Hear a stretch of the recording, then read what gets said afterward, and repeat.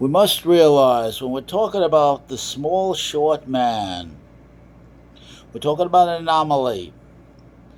The rules, the traditional values, the template, Judeo Christian ethic, competitiveness in the way that we understand competitiveness, with no equity provisions. So it's a full and complete competition. The short, small man has no presence, he has no personality. There is no self help book for him, there is no template, there are no models.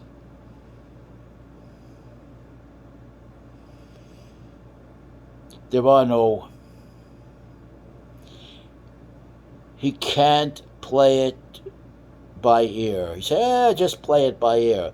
But our man has no appearance. He has no personality. And he's stuck at the very beginning. He doesn't know how to approach hello. Forget about what do you say after hello. Because of his appearance, his ridiculous appearance, because he's mockable and laughable. And people implore him, they encourage him, they admonish him, fully knowing they're going to laugh at him behind his back.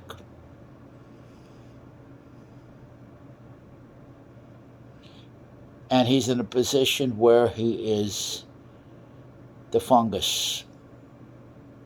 He's got to come in under the radar. He's a foreign body, and he's got to be able to make himself palatable so he can just survive the initial meeting and survive for as long as he can the interview of his life, where not only is he looked at visually, he's looked at in terms of proportion, height, etc.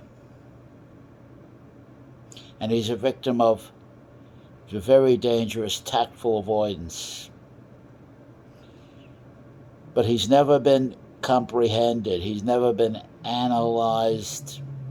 The right questions, the right attitude have never been discovered until strategies for the small, short man.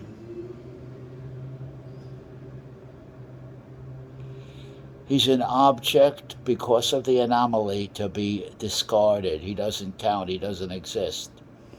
In order to come in a situation in the first place, he needs to be recommended. He comes as a petitioner, a solicitor. His options for surviving in any social intercourse of consequence are minimal. The only chance he has, and it's a long shot, no guarantees, strategies for the small, short man.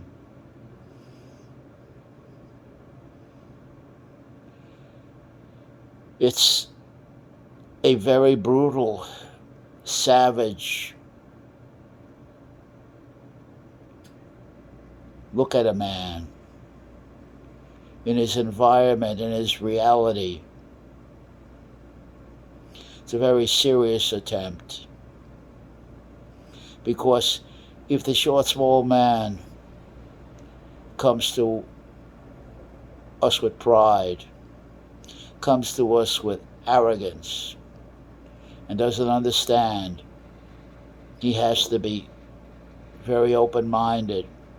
He has to live his life vicarious pretense with replacements and surrogates for everything. He has to be ready to deal with the situation as it's presented to him, in the way it's presented to him. If he's looking for fairness, if he wants to employ a protocol of equity which doesn't exist, because he's the short, small man by constitutional factors, by continence, the moon face. He's not a predator in a world that requires a man to be a predator. Under rational control, under critical thinking is the operative word here. This is an education for the small, short man. It's something very, very different that's being offered here.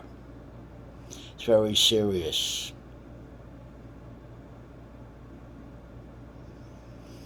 And for my part, I'm always responsible for every single word I say. I'm responsible for justifying to anyone, anytime, any place, anywhere, and I will be there.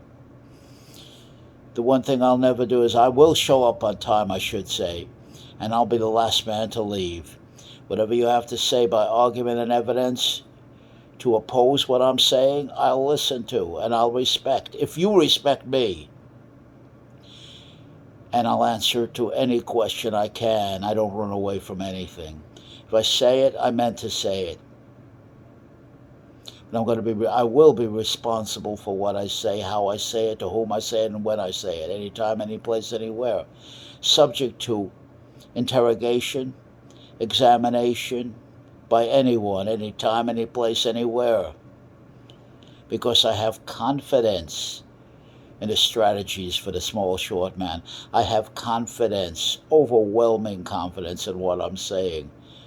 And I have the argument and I have the evidence to completely reinforce, I should say, and back up to the hilt every single word I'm saying, or I wouldn't say it.